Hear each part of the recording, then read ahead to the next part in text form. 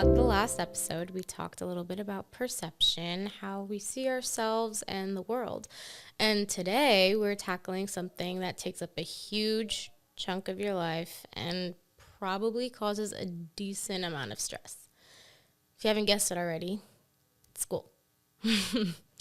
Not the learning part necessarily, the pressure part. The grades, the expectations, the future looming over everything. I'm Daliah, and this is the Candid Conversations podcast, a teen podcast made for a teen by a teen. And we're going to talk about this subject honestly. Let's all be real with ourselves for a second. School is way more than just classes. It's a social environment, a performance space, a place where you constantly feel like you're being evaluated. And for a lot of teens, it's the main source of stress in their lives. I know for me it is. And I want to cite some numbers here so you know I'm not just talking.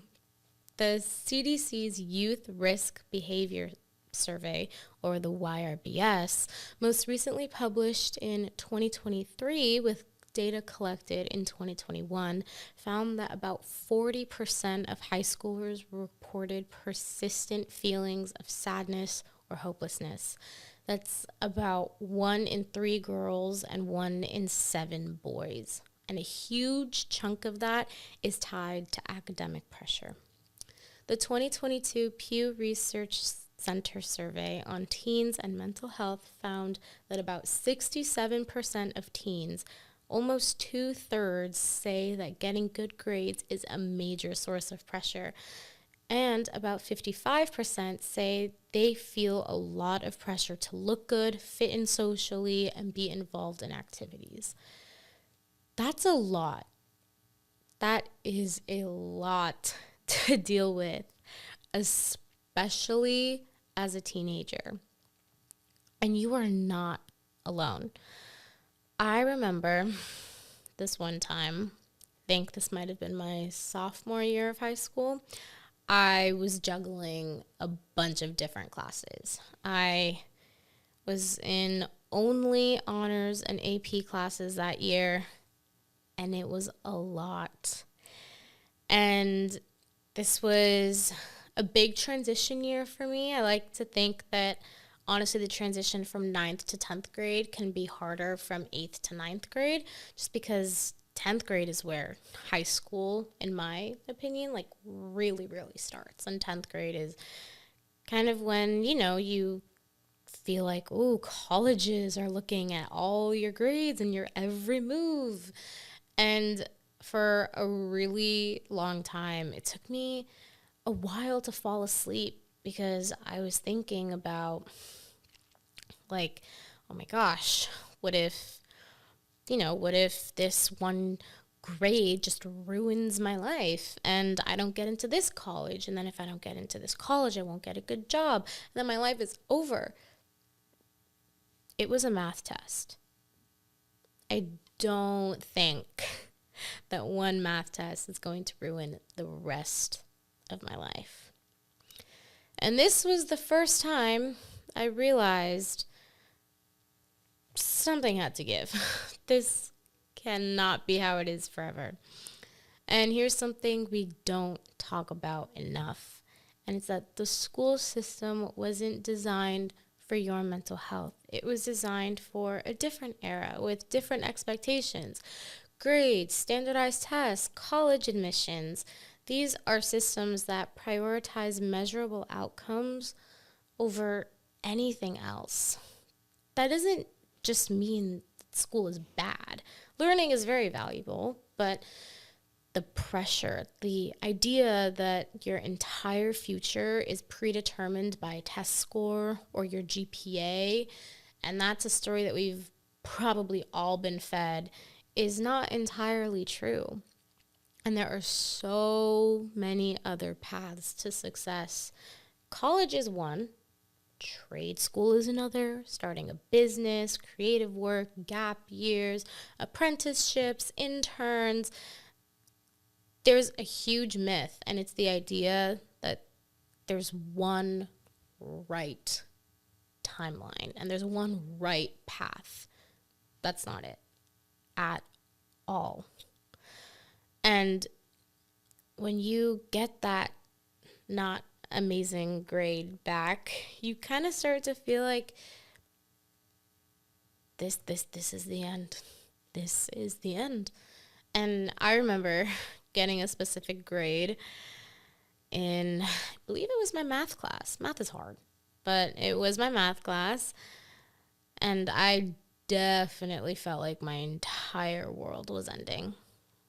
I thought it meant something about who I was as a person. Maybe, I'm not good enough, or I need to pay more attention. 'Cause paying attention in math is hard. It's not a fun subject for me. And so for a long time after I got that test, I was like, okay, I just have to focus. If I focus really, really, really hardly, then I'll know what I'm doing. It did not work out like that. In fact, it actually just made me feel burnt out. And there's actually a burnout cycle. So let's talk about it. School burnout can look like this. It can be feeling exhausted even after sleep, dreading assignments that used to be manageable, feeling like nothing you do is good enough, losing interest in things you used to enjoy. There's physical symptoms, headaches, stomach aches, tension, and some of those physical symptoms are results of emotional symptoms like anxiety, worry, and just overall feeling so overwhelmed and so stressed out. And it's always important to remember that burnout isn't laziness. It's your body and your brain saying that I've been running on empty for too long. Too long. And the scary part is pushing through it doesn't always work. It can make it worse. There's a well-known framework for this from Maslach and Leader, 1997. They defined burnout as having 3 dimensions: exhaustion, cynicism or detachment, and reduced efficiency.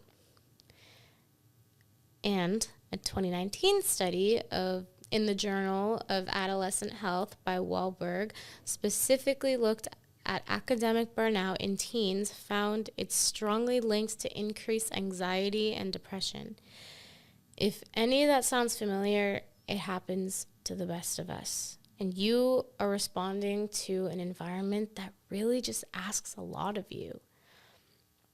There was a point where I was waking up really, really tired.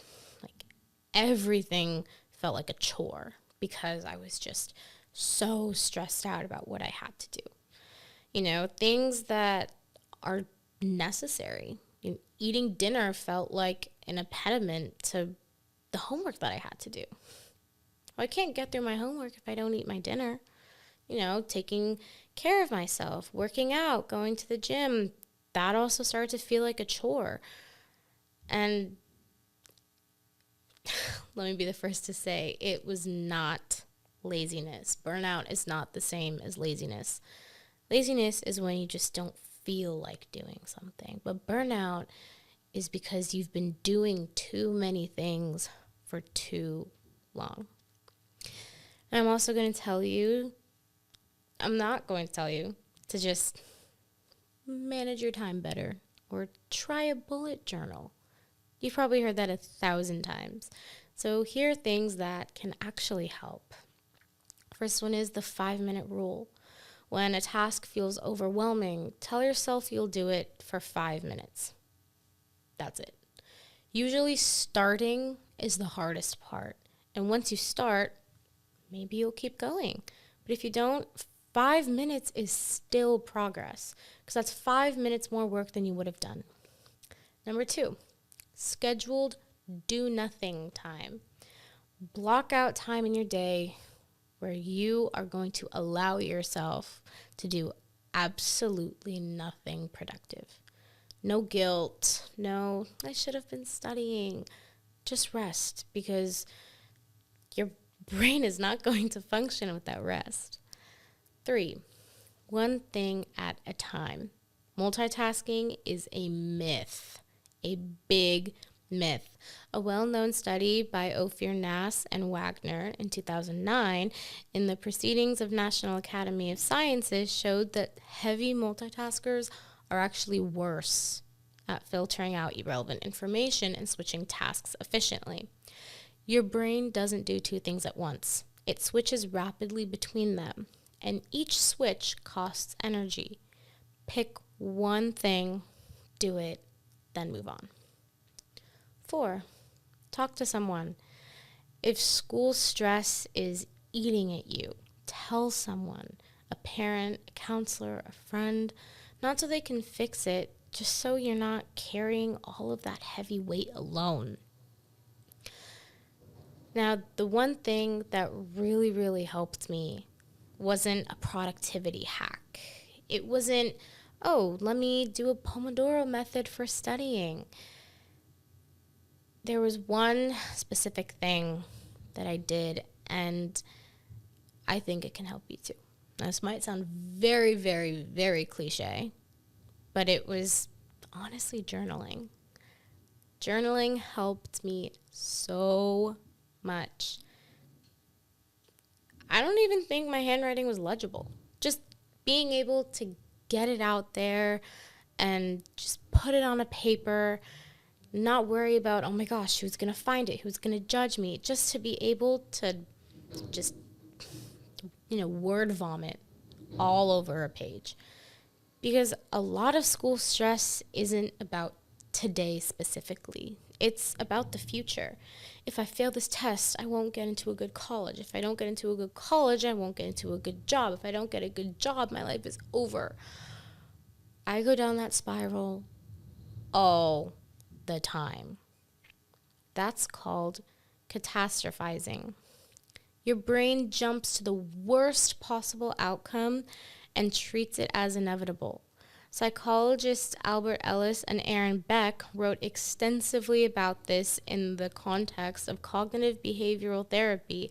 Beck's 1967 book, Depression, Causes and Treatment, laid out how these thought patterns work, and it feels real. But think about it this way. Can you name one person you know whose life was completely ruined by one single test? Probably not. Because that's not how the relationship between life and school are. And if school is making you feel genuinely hopeless, like you can't do it anymore, that's not a character flaw. That's a signal that something needs to change. That could mean talking to a school counselor, dropping a class if your schedule is overloaded, getting a tutor, or honestly just giving yourself permission to be good enough instead of perfect. Perfection does not exist. So here's what I want you to remember from this episode. School stress is real, and it's not your fault. It's intense. Burnout is a signal, not a failure. There is research that backs this up. Your future is not determined by one grade, one test, or 1 year. Rest is not a reward for productivity. It is a requirement. You are more than your GPA. You are more than your college applications. You are a whole person, separate from everything else. And it can feel very overwhelming, but it will be okay. Thanks for listening again to this solo episode. If school has been heavy for you lately, I see you and I feel you. Take a deep breath. You've got this. Share this with a friend who needs to hear it, and I will catch you next time.